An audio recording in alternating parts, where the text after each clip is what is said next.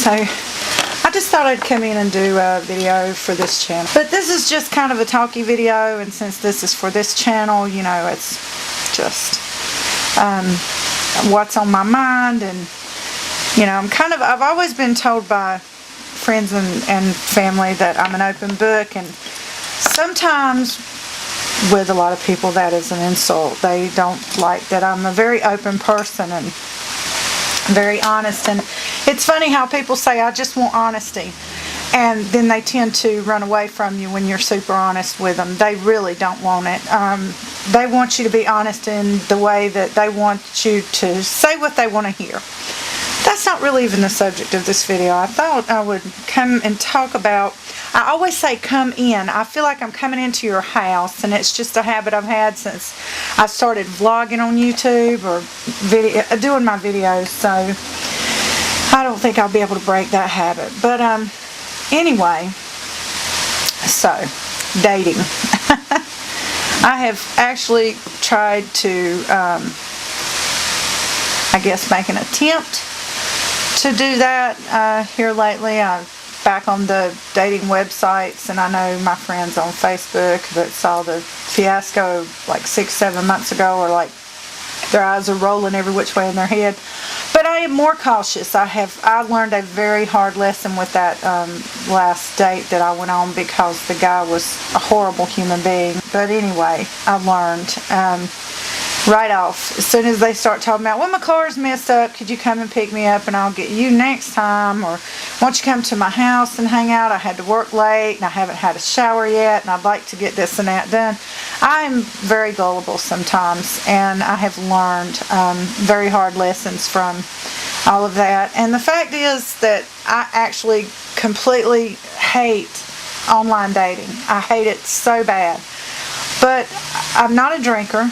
I don't smoke cigarettes anymore, and I don't indulge in a lot of things. Now, it probably looks like I indulge in one helping too many, but I'm just a really kind of homebody. What I enjoy doing is things that I think as a relationship progresses we could do together, like, you know, it's going out with my camera and taking pictures. Twisty and I have been going on walks every day lately. We've skipped about 3 or 4 days because her shoes are in awful shape, and I've got to get her some walking shoes. Can't walk in All-Stars, not the ones we've got. I don't know if there are any other ones. But anyway, I'm just trying to be more social in the way that I know to be more social. And I would say, to me, I think there are many, many different types of social anxiety, and Twisty and I actually are very strongly different, radically different with our social anxiety. She actually does not like to be around people and does not trust people, and I don't know why. She's never been abused or anything like that. I think that just, when her dad died, you know, that's who she became. Me, I've always had social anxiety, but I really enjoy people. I really enjoy getting out. I think I'm a very friendly person. I'm very open-minded. I'm very easy to talk to. I'm a good listener. I'm a good speaker. I'm a good person. But I just get really nervous in some social situations, almost to the point that for me, I feel like crying, and that makes me really nervous, because if I was to start to cry, I would melt into myself, because I don't like to cry in front of anybody. But anyway, so I've talked to a few guys. I have not actually been out. I want to go out. I want to do things. I want to meet somebody who enjoys my company so much that they don't wait 2 weeks between calling me. But anyway, my problem with online dating is that obviously the biggest problem I would think with anybody is you don't know who you're meeting, because the anonymity of being online allows anybody, I'm not just focusing on men, but men and women and people, to be anybody they want to be. You know, a 15-year-old can pretend to be a 20-year-old. Man can pretend to be a woman can pretend to be a man. They can pretend to be nice. They can pretend to just agree with everything you say, and you know, when deep down they're just thinking, yeah, I got my handcuffs on the basement wall and I just need to get her over here so I can lock her up. But anyway, I don't know how to do it anymore. I was married for 14 years, and things had, in 14 years of being with Julian, before he passed away, dating changed drastically, and people just don't do it the way they used to. And I really like our story. My daughter, Twisty, really likes our story. She enjoys me telling it, and we kind of became friends. We were friends for over a year and a half before even our first kiss happened, and it was it's really different now. I mean, and I think a lot of people, I'm trying to avoid saying male or female, because I know that not all men are alike and not all women are alike, but a lot of people that you meet online have an expectation of something right away happening, and it's so hard to convey that it's not that I don't like you, it's not that I'm not attracted to you. I really am truly not trying to meet you for sex. And that, don't tell me that that's how all online dating is. I think that's how all dating is now. It's like, let's skip dinner, let's skip going out to the movies, let's skip getting to know each other's family, let's just skip it all and jump to bed. And it's just difficult that way. I mean, what the fuck are you supposed to do? How do you meet people? How do you make friends? I've been a housewife and a mother for so long. And one reason I'm bringing you guys this video today is because Twisty has been going and hanging with her brothers and their friends, and her friends, the last few weekends. And it's not close by either, so she goes and spends the night. It's like 30 miles away, so it's where we used to live, in the town we used to live in. And so I am really, I have the empty nest syndrome, whatever you want to call it, so bad. And today has been especially bad. Last night and today, she left yesterday afternoon and is still gone, and it's like 6 now, 5, 6 o'clock. And all I've wanted to do is cry.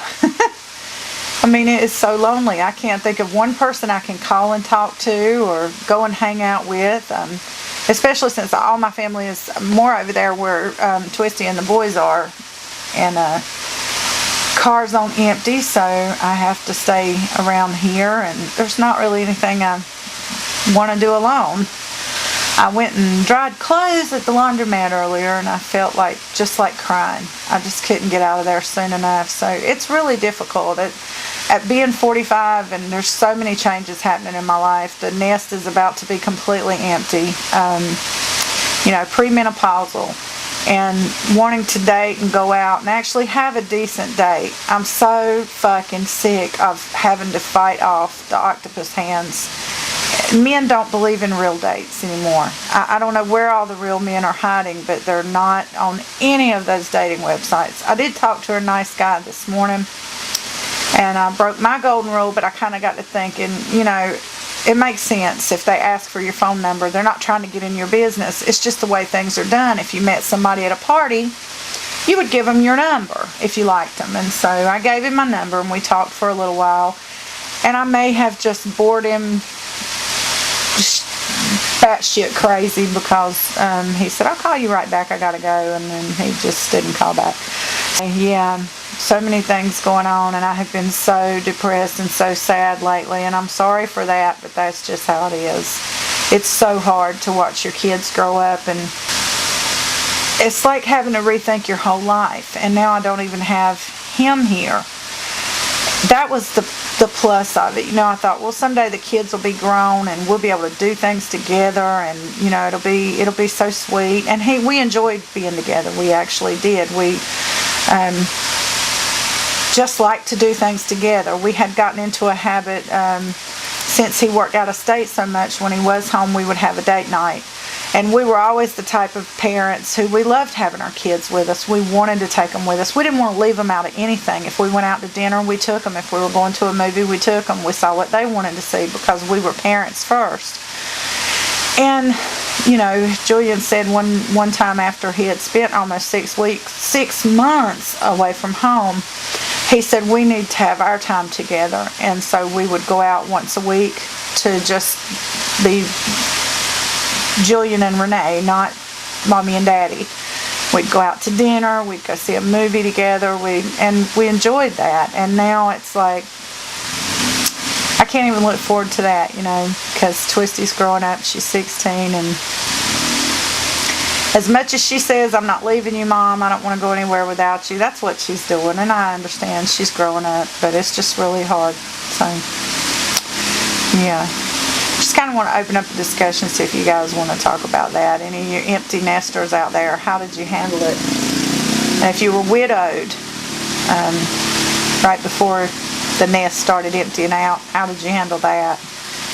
Because it's a whole, you have to replan your whole life. You don't know what you want to do. You don't know. I feel out of place in the world right now, just really trying to figure out where I want to go, what I want to do.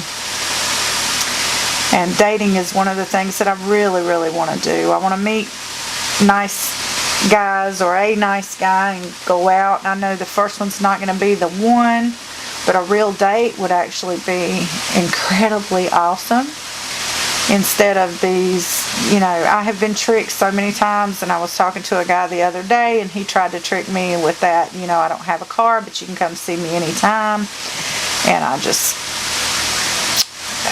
stopped talking to him because I knew that's the routine. I wouldn't know, I think, how to act if one actually wanted to go on a real date and was sincere. So anyway, that's my life. Didn't I depress you guys so bad? Peace, y'all. Bye-bye.